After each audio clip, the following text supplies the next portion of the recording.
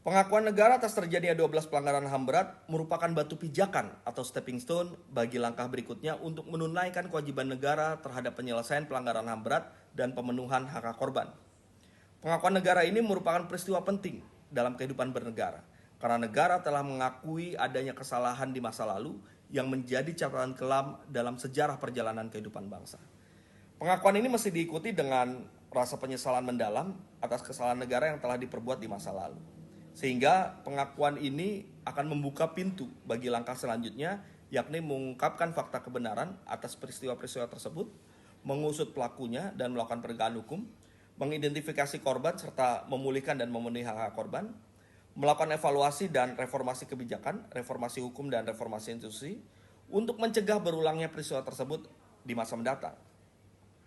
Karena ini sudah menjadi kewajiban negara yang dijalankan oleh pemerintah, maka kita perlu menagih langkah-langkah lanjutan tersebut yang sebisa mungkin dapat dilakukan segera dalam masa pemerintahan Presiden Jokowi hingga berakhir di tahun 2024. Karena penuntasan pelanggaran HAM masa lalu telah menjadi janji politik Presiden Jokowi sejak tahun 2014. Upaya yang tersisa berikutnya tentunya harus tetap ditindaklanjuti ketika nanti pemerintahan berganti pasca 2024.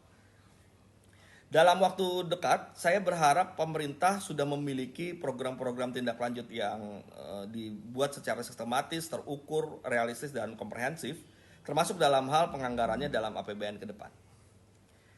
Terkait dengan kewajiban negara memenuhi hak para korban, maka tindak lanjut tersebut sedianya harus memenuhi prinsip-prinsip ini. Yang pertama, jaminan atas akses keadilan, access to justice bagi para korban. Yang kedua, pemulihan yang layak bagi para korban dengan segera dan tidak berlarut-larut, berupa restitusi, yakni memulihkan kembali keadaan korban sebisa mungkin mendekati keadaan sebelum terjadinya peristiwa tersebut, ya hak atas kebebasan, bebas dari rasa takut, pemulihan identitas dirinya, perokan yang setara dengan warga negara lainnya tanpa diskriminasi, hak atas pendidikan dan sebagainya. Lalu kompensasi, penggantian kerugian korban yang dapat diperhitungkan secara nilai ekonomis. Kemudian rehabilitasi, meliputi pelayanan medis dan psikologis. Restitusi, kompensasi, dan rehabilitasi ini berbeda dengan konsep yang ada di hukum pidana. Ini konsep dalam hukum hak asasi manusia.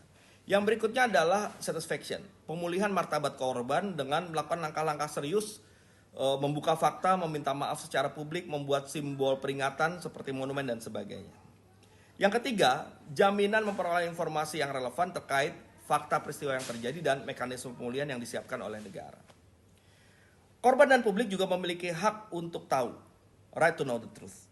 Karena itu, dengan pengakuan ini, pemerintah harus memastikan pengungkapan fakta atas peristiwa yang terjadi dan menjadikannya sebagai sejarah resmi yang diakui oleh negara.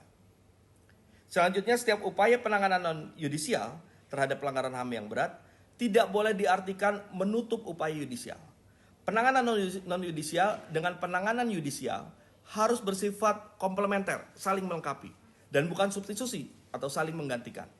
Pemenuhan hak korban juga tidak boleh digantungkan dengan keadaan lain. Korban setelah diidentifikasi harus segera dipulihkan hak-haknya, terlepas apakah pelaku sudah diidentifikasi, sudah diproses hukum, atau sudah dijatuhi putusan. Persoalan penegakan hukum dengan pengungkapan kebenaran dan pemenuhan hak korban berada pada relnya masing-masing, tidak saling bergantung. Karena itu, langkah segera sudah bisa dilakukan, utamanya untuk mengungkapkan kebenaran, menelusuri fakta-fakta, mengidentifikasi korban, dan memenuhi hak-haknya. Sementara penegakan hukum melalui proses judisial harus tetap diupayakan, meskipun proses pengungkapan kebenaran dan pemenuhan hak korban ini sedang berjalan. Langkah-langkah selanjutnya ini harus terus ditagih kepada negara, karena dengan adanya pengakuan ini menimbulkan kewajiban negara terhadap korban pelanggaran HAM. Dan ketika menjadi kewajiban negara, maka juga menjadi kewajiban konstitusional, karena konstitusi kita menyatakan bahwa tujuan bernegara kita adalah melindungi segenap bangsa Indonesia dan seluruh tumpah darah Indonesia.